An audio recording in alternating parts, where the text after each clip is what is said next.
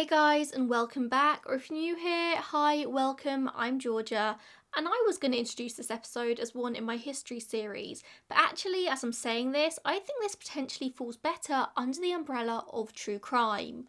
Although nobody was physically hurt in this scandal, it was undeniably a massive crime that spent years in and out of court. This was a massive case here in the UK, and it reached over the pond to the USA as well, with the effects of it still being felt today. In fact, new information was still coming out about this on the day I was writing this script, and I'm sure there's going to be a lot more going forward. Yes, we're going to be talking about the news of the world hacking scandal, something which is still rocking Britain to this very day. But first, let's begin with a brief history of the News of the World newspaper, first published in 1843 by John Brown Bell. At this time, it was the cheapest newspaper around, priced at just 3p, and was aimed directly at the working classes, who were fairly newly literate thanks to an increase in access to education. Even back in the 19th century, this paper was known for shock and scandal and criminal news. As one article I read described it, it was a purveyor of titillation, which is just a fantastic phrase. The paper would cover trials and prosecutions in depth, transcripts of police descriptions of brothels, streetwalkers and immoral women. It remained known for this style of reporting all the way until its closure in 2011. In 1969, Rupert Murdoch bought the paper, which was his first foothold in British media. He already owned a number of papers in Australia and New Zealand, and then soon after this he also procured The Sun. In 1984, the paper became reorganised under the umbrella of News International and was transformed from a broadsheet into a tabloid, becoming the Sunday sister paper of The Sun. From there, it focused almost solely on celebrity scandal, gossip, populist news, and thanks to its focus on sex scandals, the paper became colloquially known as the Screws of the world. Safe to say, the paper wasn't exactly hard-hitting journalism. It was the 20th, 21st century equivalent of a scandal sheet. It was sensationalist. Safe to say, celebrities hated this paper, but there was little they could do to stop the articles going out, and as the years went on, the journalists at the News of the World became more and more arrogant, feeling entitled to the stories with little care for the repercussions. And that's kind of always been this age-old question. Is this what celebrities sign up for when they put themselves in the spotlight? I don't think so personally, but it's something people do have very strong opinions about. In the year 2000, a woman called Rebecca Brooks became the editor of the News of the World, aged just 32. She was the nation's youngest national newspaper editor, and she was known to be Murdoch's right-hand man when it came to the British media. She joined the News of the World as a researcher, aged just 21, and she managed to work her way up the ranks. In 2003, she then became editor of The Sun, and Andy Coulson took over her position at the News of the World. This is an important tidbit to remember for later, but Rebecca Brooks essentially became Andy Coulson's boss, and it was later uncovered that the two had been having a years-long affair. Although the pages of the News of the World were full of celebrity scandal, the paper itself managed to avoid scandals for many, many years, at least until 2005, when the paper's royal editor Clive Goodman wrote a short article about Prince William hurting his knee. According to the BBC, the article he wrote about is how William had pulled a tendon in his knee after a kid's kickabout with Charlton Athletic. He then saw Prince Charles's personal doctor and was now having physiotherapy at Cirencester Hospital. It was all rather inconspicuous, nothing particularly damning in there, but it was strange when Prince William heard about it because no one should have known about his injury. Then, a week later, the paper published another story about how William had borrowed broadcasting equipment from the ITN political editor Tom Bradby. But weirdly, the article appeared before the pair had even met to make the exchange of this equipment. The meeting had been organised, but only 4 people knew about it. How could the paper have this information? According to CBS News, Bradby and William were talking about this, and Bradby said that when he had chats with tabloid journalists, phone hacking was quite an open secret. It was very rife. Maybe that's what was happening. Understandably, William was upset because that was the only explanation here, and so he turned this information over to his secretary, who in turn contacted the police. 6 months later, Goodman was arrested along with a private investigator that he'd hired for much of the work, Glenn Mulcaire, and that's a name you're going to be hearing a lot in this episode. Glenn Mulcaire, on the request of Clive Goodman, had been hacking Prince William's voicemails. Mulcaire's office was raided by the police, in which they found thousands of pages of notes relating to hackings. There were whiteboards with information spelled out on them, and even more. There was evidence of him teaching other people how to hack. But this didn't seem to bother the Met Police. They at least weren't bothered enough to look through all the notes at this time in 2006. Or maybe they did look through the notes and they just decided it was a later problem, because boy oh boy, would it become a later problem. Years later, it would come out that Mulcaire had even found details of people in the witness protection scheme, which gives vulnerable witnesses a completely new identity and a fresh start. I mean, that information in the hands of journalists is potentially putting people's lives at risk. Mulcaire had found the fresh identities of Mary Bell and Robert Thompson, infamous names here in the UK for their crimes, and some may argue that they don't deserve to be under witness protection to be given new names and identities, but they served their time, they had these new identities. Did they deserve to live in peace? That's up to you. Luckily, this information was never published, but Mulcaire had it. But this would all be a later problem because at this time in 2006, nobody really seemed to care about it. The police certainly didn't really investigate it. On November 9, 2006, both Goodman and Mulcaire pled guilty to conspiracy to intercept communications without lawful authority under the Criminal Law Act 1977. According to Chris Trihorn for The Guardian, the charges were actually related to 3 members of the royal household, but the investigation found that other targets may have been David Blunkett, the Home Secretary, Government Minister David Miliband, footballer Sol Campbell, and Rebecca Brooks herself. Upon pleading guilty, Goodman apologised to the 3 members of the royal household who were concerned, who had been hacked, so Prince William, Prince Harry and Prince Charles. The News of the World's editor at the time, Andy Coulson, said that the paper would make a substantial donation to charities of the Prince's choice to make up for what had happened. It was found that Goodman and Mulcaire had made 609 calls to their phone numbers to listen to their voicemail messages, with Goodman saying he felt he had to break the law because of pressures from the paper for breaking stories. Every day they needed breaking stories. In January 2007, Goodman was sentenced to 4 months in jail, whilst Mulcaire was sentenced to 6 months. Editor Andy Coulson said that he was unaware that this hacking was taking place, but shortly after the guilty verdict, he did resign. Not that he exactly found himself in trouble financially after this point though, because he actually ended up just getting hired as the Director of Communications for the Conservative Party leader at the time, David Cameron. And David Cameron would later go on to become Prime Minister. It reminds me of a joke in Brooklyn Nine-Nine when I think the commissioner gets fired and he just ends up going and getting a higher paid job in the private sector. It just happens. Throughout all of this, News International, so News of the World's parent company, insisted that this was just the work of one rogue reporter, and despite an investigation by the Met Police, London's police, they said there was no evidence that the phone hacking went any further than the royals. It was very contained, apparently. The agency in charge of investigating this at the time was the Counter-Terrorism Department at the Met, and part of their role within the police was having very close relationships with the media for obvious reasons. But with a close professional relationship comes a close personal relationship. How much did they choose to ignore, to brush under the carpet, to preserve these relationships? Because the people involved in the hacking scandal were all their friends. If it came out, it was going to look very, very bad for them. The Crown Prosecution Service have said that if they were made aware of the extent of the notes, the extent of the evidence at this time, they would have conducted a further investigation, but they weren't made aware. I suppose this is a good time to lay out what this phone hacking actually consisted of, how journalists were able to hack in and listen to people's voicemail inboxes without the person ever knowing, how journalists were able to access people's voicemails back in the early noughties. So remember, this was the early noughties, the tech, the systems were very different to they are now, and they were a lot more easily hacked. And the technique that journalists used was likely a very simple one, because the only information you'd actually have to know was an individual's phone number, which for a PI was going to be pretty easy information to get a hold of. All they would have to do is ring the phone number and hope that whoever the number belonged to didn't pick up the phone, so it went to voicemail.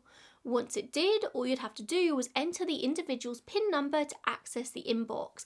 Every single person had a PIN number to access their voicemail. However, the vast majority of people would never bother changing their PIN number from the default, which was usually 0000 or 1234. In this time, the early noughties, cybersecurity wasn't really something that was drilled into people. Mobile phones were relatively new, and a lot of people wouldn't have been technologically literate to even know if there was something that you needed to do to protect your safety. If someone did change their PIN, they more often than not use a very easily guessed number, like their own birthday or the birthday of a loved one, another thing very easy for a PI to find. Remember, this was a time before smartphones, before QWERTY keyboards on your phones. When to send a text message, you relied on multi-tap pressing the same number button multiple times until you reach the desired letter, and so on. Or from the late 90s, T9 predictive text became more common, but still it took a while to text and you were limited by character limits, hence why text talk in this time was so common, using 4 instead of writing 4, using 2 instead of writing 2. A lot of you in my age range and older are probably rolling your eyes at this explanation, but 32% of my audience are in the younger age bracket, so this is for you guys. You never had to live through the pain of trying to text. All of this is to say that people used to utilise voicemail a lot more than they do nowadays. If you had a message to share and people weren't answering their phone, you'd leave a voicemail, whereas nowadays you'd probably just send them a quick text. And that meant that often very juicy details could be found in voicemail inboxes. It's the same as somebody hacking your iMessages now, instead it was just voicemails. So the royal hacking came out in 2005 and Mulcair and Coulson were convicted in 2007. But as you can probably guess, this was far from the end of the story, because just 2 years later, it emerged that News International had agreed a number of confidential out-of-court settlements which prevented more hacking allegations being aired publicly. Again, the Met Police knew this at the time. They'd seized all the aforementioned notes and documents. They just decided not to pursue it. In mid-2009, The Guardian reports on more alleged hacking incidents at the News of the World, saying that more than £1 million had been paid to settle legal actions that threatened to expose the hacking, and they alleged that thousands of people had had their voicemails hacked, including cabinet ministers. The Guardian wrote at the time, the Metropolitan Police took the decision not to inform all the individuals whose phones had been targeted, and the Crown Prosecution Service decided not to take newsgroup executives to court. All of this causing the Press Complaints Commission to launch a new report to determine whether or not there had been new breaches of privacy by journalists using third parties or unlawful methods, to see if they'd been misled in their previous 2007 investigation where they'd found nothing else was wrong. In November 2009, the Press Complaints Commission released their report saying, despite the manner in which the Guardian's allegations were treated in some quarters, as if they related to current or recent activity, there is no evidence that the practice of phone message tapping is ongoing. The Commission is satisfied that, as far as it is possible to tell, its work aimed at improving the integrity of undercover journalism has played its part in raising standards in this area. They said that no stone had been left unturned, that there was no evidence that anyone other than Goodman or Mulcair had taken part in the hacking, or that the News of the World executives knew of their activities. And as well as this, when the Guardian's articles were published in 2009, the Met Police Commissioner took another look into whether the hacking case should be reopened. But again, it was quickly determined there was no fresh material that could lead to further convictions. Once again, Mulcair's thousands of pages of notes from the 2006 raid were not examined. Assistant Commissioner John Yates said at the time, there remain now insufficient grounds or evidence to arrest or interview anyone else, and no additional evidence has come to light. But the evidence was right there. It was literally right there. He continued to insist that only a dozen people were affected by the hacking. But then, in 2010, a former News of the World journalist called Sean Hoare came forward to both the New York Times and BBC's Panorama, saying that phone hacking was a very common practice whilst he worked there. And not only that, it was encouraged by the editor, Andy Coulson. And then on the 15th of December 2010, The Guardian reported that some of the documents seized from Mulcair in 2006 implied that he had been specifically instructed by Deputy Editor Ian Edmondson to hack the voice messages of celebrities Sienna Miller, Jude Law, and many others. So this is another person apparently aware of what was going on, along with more evidence implicating the chief reporter Neville Thelbeck and assistant director Greg Miskew. Within weeks of this coming out, Andy Coulson then resigned as chief press secretary to David Cameron. It wasn't looking good for him. Are we all keeping up here? I'm trying to go chronologically, but I know there's a lot of names, a lot of dates. I'm trying to keep it as simple as I can. There was just a lot of people at the News of the World getting implicated after many people insisted that this was an isolated incident to one journalist and one PI. It's becoming clear that it wasn't. It wasn't until January 2011 that the Met Police announced they were finally beginning a new investigation into the phone hacking, following what they called significant new information that they had received. The investigation was called Operation Wheating. And from there, it all comes out. 4 days later, former MP George Galloway claims that the News of the World offered him substantial sums of money after his phone was hacked. On the 9th of February, the Met Police announced a statement saying they've identified more potential victims of hacking whilst reviewing files relating back to the original Goodman and Mulcair case. Yes, that's right, they finally looked through all the notes that Mulcair had made. They said they were urgently notifying people who had previously been told that they weren't involved. We know Mulcair kept detailed notes of his work, his hacking. We know he'd write the name of the victim on the page. We also now know that he'd write the name of the journalist who commissioned him in the top left-hand corner. On some pages they found for Ian, referring to for Ian Edmondson. Some said for Clive Goodman, and so on. It was blatantly obvious that more people at the News of the World were involved. On the 18th of February 2011, a judge ruled that Mulcair must now provide information about whether other journalists were involved in the hacking. Legally, he had to share this information if he had it.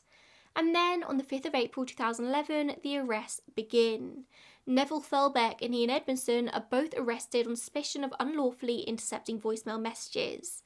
3 days later, News International, News of the World sort of umbrella company, starts approaching some of the many people suing the paper for the phone hacking, offering apologies and admissions of liability.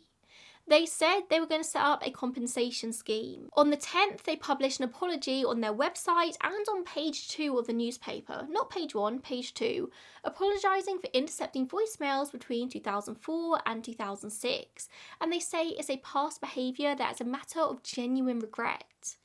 As we'll come to find out, the hacking had been happening for many years prior to 2004. Some people refused to accept the compensation and the apology, with Sienna Miller actually going to court instead to win a case to access her phone records to see if her phone had been hacked, saying in November 2022 that being a victim of the hacking led her to have an absolute breakdown on every single level. I mean, just imagine your privacy being violated in such a way you'd never trust anyone again. Sienna said she spent years convinced friends or family were leaking intimate details about her to the press. She cut people off, she was scared of everyone around her. Turns out it was just the News of the World listening to her voicemail. It would eventually be ascertained that there were 4,744 victims of the hacking, and the list of celebrities just goes on and on and on. But also, this was normal people as well, people who found themselves in the news for whatever reason. The News of the World really didn't discriminate as to whose phones they hacked. It was actually probably easier to do it to normal people than to celebrities.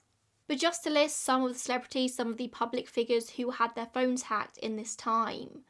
There is Andy Coulson. So Andy Coulson himself had his phone hacked. Boris Johnson, Chris Tarrant, the presenter of Who Wants to Be a Millionaire, Elle Macpherson, George Galloway, MP, Heather Mills, wife of Paul McCartney. I'm sure Paul McCartney is probably on this list as well. Paul Gascoigne, Prince Harry, Prince William, Prince Charles, we already know that. Rebecca Brooks herself had her phone hacked. Steve Coogan, Ulrika Johnson, Wayne Rooney. The list just goes on and on. Over the next few months, the investigation continues. In May, a number of people who had been hacked, including an ex-Scotland Yard commander, won a High Court bid for judicial review into the police inquiry, believing that their human rights had been breached. More information just keeps coming out over the coming months, each new thing worse than the last. More journalists are arrested, or people connected with the case are arrested.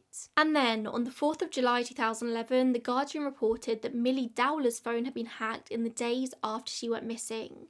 Now, I literally just uploaded an episode about Millie's case in anticipation of this video going live, so I would highly recommend you go and watch that if you want to really understand the full depravity of what News of the World did to her and to her family.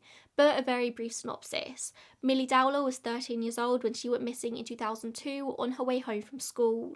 In 2011, serial killer Levi Belfield would finally be convicted of her murder, him having abducted and tortured her before he ended her life.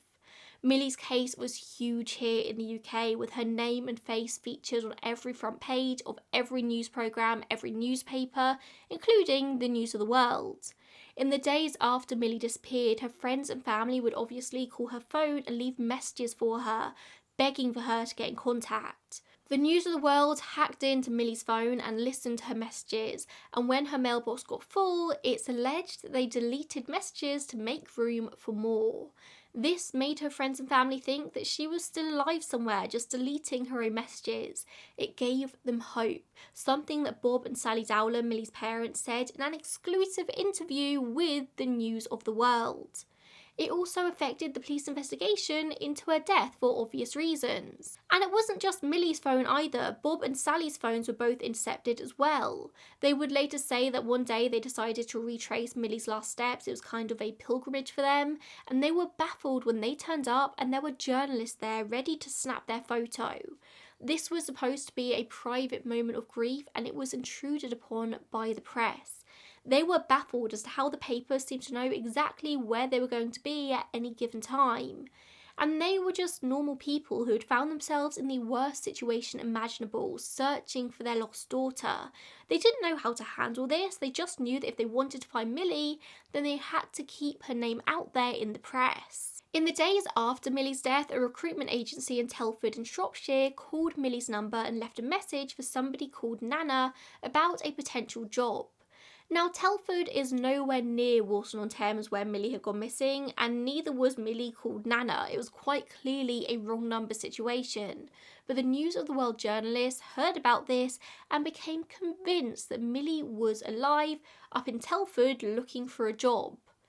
Now, the right thing to do would have been for them to contact the authorities or the family to let them know, but the story was more important, so they didn't. They decided to investigate this further on their own.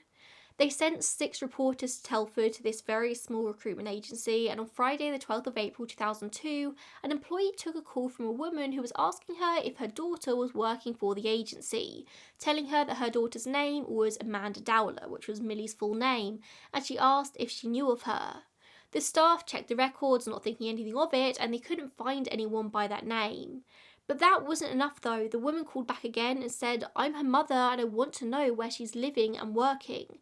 But still, the agency didn't have anyone by the name of Amanda Dowler on their records. On Saturday the 13th of April, Valerie Hancock, who ran the business with her son Mark, said a male reporter from the News of the World turned up at her house. She asked the reporter to leave, but he refused, just sitting in his car outside the front. Then Mark received a call from a man who said that he was an editor at the News of the World, saying that he had reason to believe that Millie Dowler was working for their employment agency.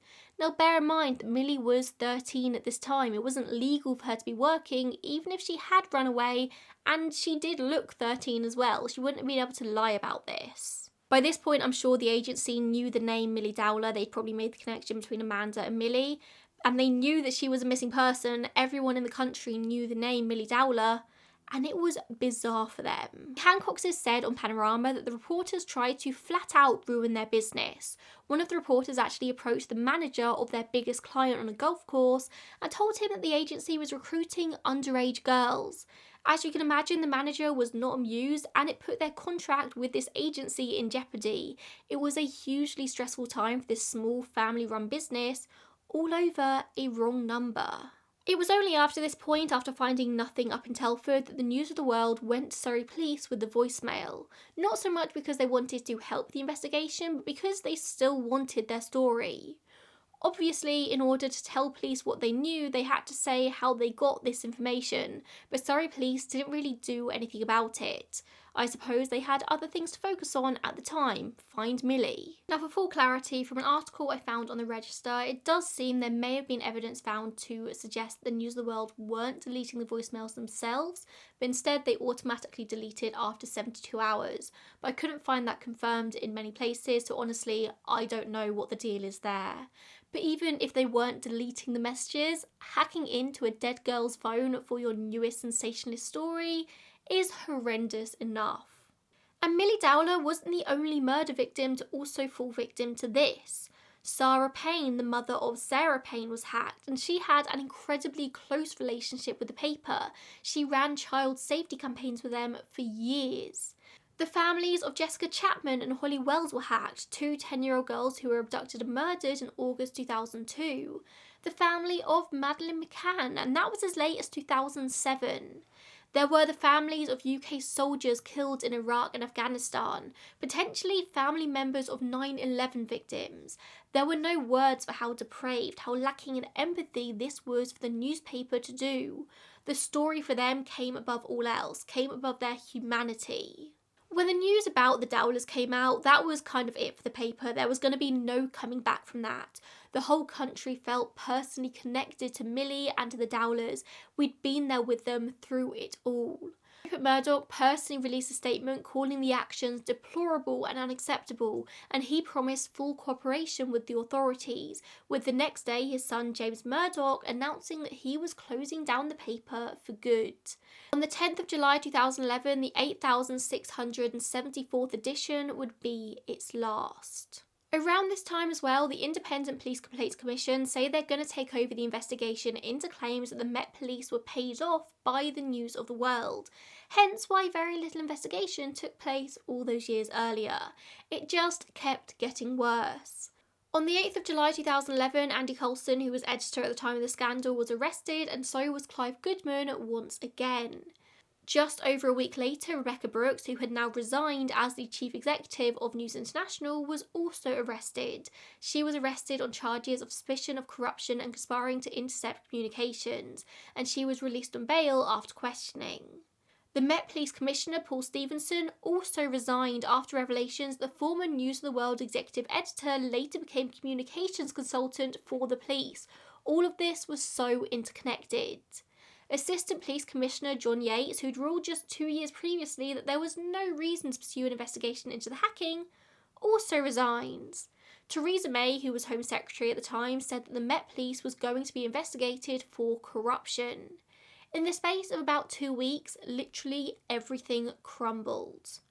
On the 14th of November 2011, the Leveson Inquiry into journalistic ethics opened up in London, where it was very quickly revealed that more than 24 News International employees used the services of the convicted hacker Glenn Mulcair. 51 politicians, sportsmen, celebrities and members of the public who had fallen victim to the hacking were granted core participation status in the inquiry, but through the course of the inquiry, 337 witnesses were called in total. In April 2011, James Murdoch says he knew little about the scale of the phone hacking and said he had no reason to look into illegal eavesdropping by his employees. Rupert Murdoch admits there had been a cover-up and apologised for not paying more attention to the scandal many years earlier. The 2,000-page report was published in November 2012 with Leveson, I should have looked that up before filming this, found that the Press Complaints Commission was not sufficient, and instead he recommended a new independent body which would have a wide range of sanctions available to it to basically curtail the press. He also made recommendations regarding the Data Protection Act and about conduct of relations between the press, the police and politicians.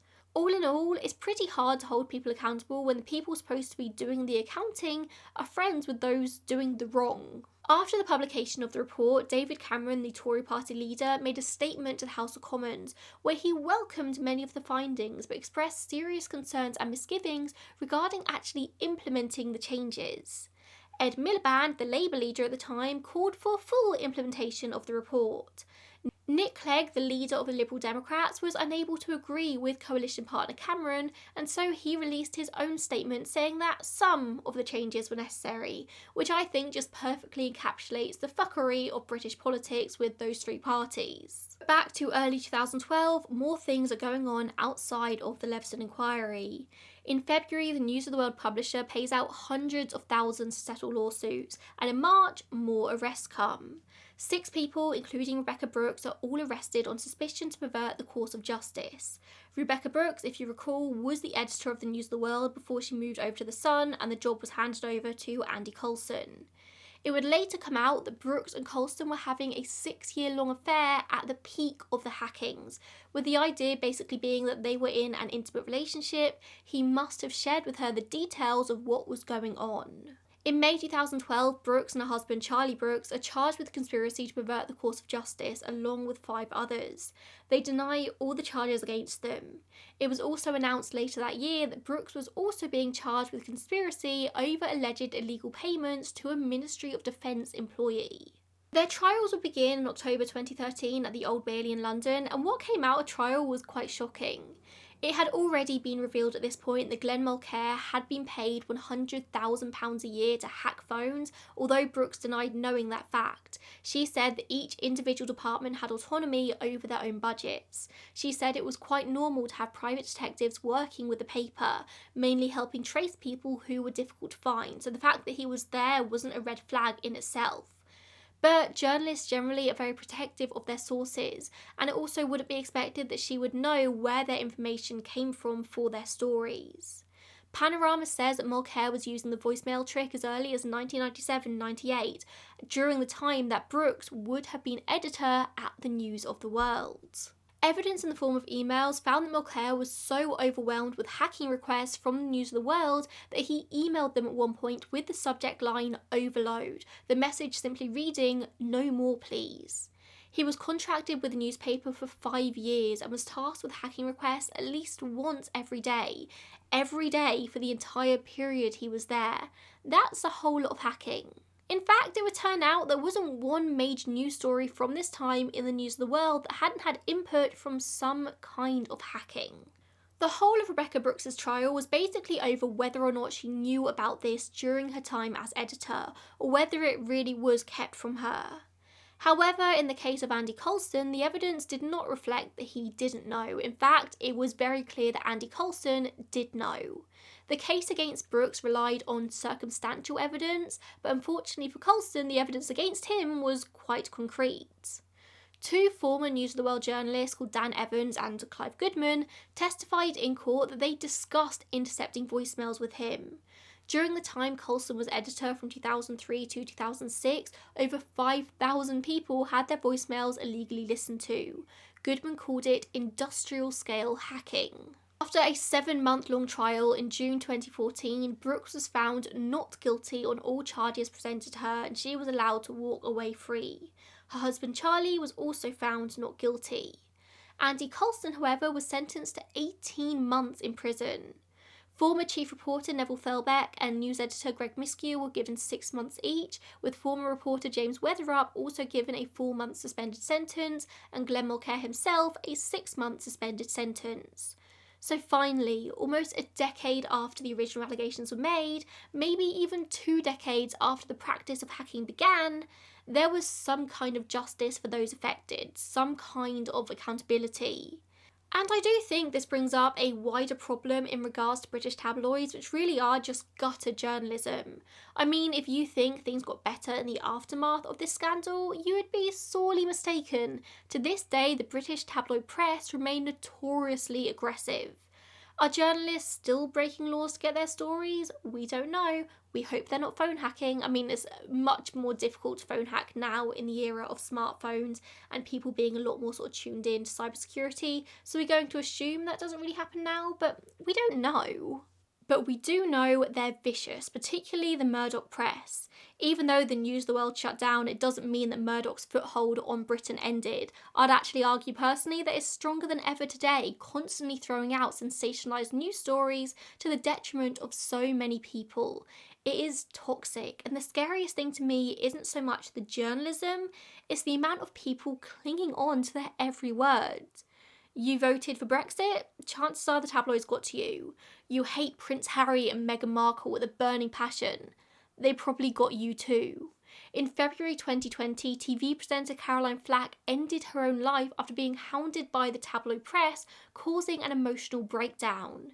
MP Daisy Cooper said at the time, "In Britain we have trial by courts and not trial by media for a reason. Regardless of what took place, she, Caroline, should not have been hounded to death by tabloid newspapers desperate for clickbait." The tabloid press, that need for clicks, for sensationalism, is one of the biggest problems in the UK right now, and it sends people down rabbit holes they just can't get out of. A lot of people love to argue that celebrities don't deserve privacy. This is what they choose when they put themselves in the public eye. The same comments that I see time and time again on the sort of comment section of tabloid posts on Facebook. But everyone deserves privacy. No one deserves to have their private moments listened to and then broadcast in the papers for everyone to see, no matter if you're a celebrity or not. It makes me think of the iCloud hackings that arrived just a few years back. Jennifer Lawrence vilified for her nudes being leaked. People hated her. For what? For somebody hacking into her private accounts and taking her personal photos without her permission. I'm pretty sure that's actually sexual assault nowadays. And then who can forget what the British tabloids did to Amy Winehouse, to Princess Diana, what they're doing now to Meghan Markle. If you feel different to me in regards to Meghan Markle and Prince Harry, I don't really want to know, I don't really care. Nothing Meghan has done has warranted how she's being treated currently by the British media. It is a witch hunt. If she were around in the early 2000s, I can guarantee her phone would have been hacked as well. Celebrity tabloid journalists are vultures, they will take whatever they can get. They said they'd change after the hacking scandal. They said they'd change after Princess Diana's death. They said they'd change after Caroline Flack's death. They haven't. And despite all of this, despite the hacking scandal, there is still nothing holding them accountable. There is nobody that is holding the tabloid press accountable for their actions, accountable for goading people into death a lot of the time. As I said at the beginning of this episode, news about this scandal is still coming out to this very day. It was recently revealed, as in literally like a number of weeks ago, that Rupert Murdoch secretly paid Prince William a very large sum of money back in 2020 to quietly settle the royal phone hacking claim dating all the way back to 2005. However, Prince Harry's legal battle with the company is still ongoing, with him submitting legal documents to the courts in which he claims there was a secret agreement struck between the royal family and executives at Murdoch's company at some point before 2012, in which the princes would delay legal proceedings in return for receiving an apology at a later date. Basically, the royal family didn't want any negative coverage. They didn't want members of the royal family to have to sit in a witness box and recount the sensitive and private details about their lives in regards to the hackings. However, when Prince Harry tried to seek this apology out in 2017, News UK failed to uphold its side of the agreement. They tried to arrange meetings, but they never went anywhere. As a result, Harry decided to launch legal proceedings against the publisher of The Sun and the News of the World, saying that they've targeted him for much of his life, hacking his voicemails and obtaining personal information, and most of these claims do relate back to the early 2000s. And although News UK have admitted phone hacking took place at the News of the World, it has always maintained that nothing of that nature took place at The Sun. Whether or not you believe that is up to you. So Prince William apparently received this private settlement, but Harry received nothing. And I suppose now with the release of his book Spare, his distancing from the royal family, he has nothing to lose anymore by going ahead with the legal proceedings that his family didn't want him to go ahead with. And his lawyers have said that Harry is bringing the case because crime should not be allowed to pay. Prince Harry has seen the effect the media had on his mother, how it led to her death. The effect it's had on him his entire life, and now on his wife, and one day, I'm sure, on his kids. If he wants to do this, I say good on him. Do it. Make the journalists pay. The phone hacking scandal eventually came out to the public after years of the News of the World trying to suppress this information, to pay people off, to give settlements. It makes me wonder what else was happening in this time. What other papers were complicit? What other techniques were being used to gain information? what things are happening at media companies now in 2023. I'm sure stuff is going to come out in the future. Thank you so much for tuning in today. I know this one was a little bit different. There was a lot of names, a lot of dates. I tried really hard with the script to keep it all like flowing. So hopefully I did a good job. Hopefully you found this interesting, and I will see you in the next one. Bye guys. Oh, also, for those of you this is relevant to, I forgot to say that I've recently changed my membership system, my channel membership system here on YouTube. I have scrapped the 3 tiers I had before. Now I have simply 1 tier for $2.99 a month, on which you will get all the perks. So basically I was struggling to keep up with the different perks for the different tiers that I had. Figured I'm going to scrap that. I'm going to have 1 tier, everyone gets the same thing. I can give everyone equal attention, equal love, and I can stop feeling guilty for prioritising some people over others because I just don't have time. 1 tier now, that's what we've got. Thank you so much to people if you are already a channel member. If you are able to spare £2.99 a month to donate to this channel, it goes directly back into the channel. So new tech to researchers, which I'm just in the process of hiring researchers. Hopefully I can make this channel better, and it all like goes back directly in. So thank you so much. If you're already a member, if you want to join, then that'd be amazing. Come join our little family that we got. Your name be featured on the end card, which you're about to see in a second, which will be very interesting. So if you do want to join, please do. That'd be amazing. Thank you so much. I'll see you in the next one. Bye. Second time I've said that.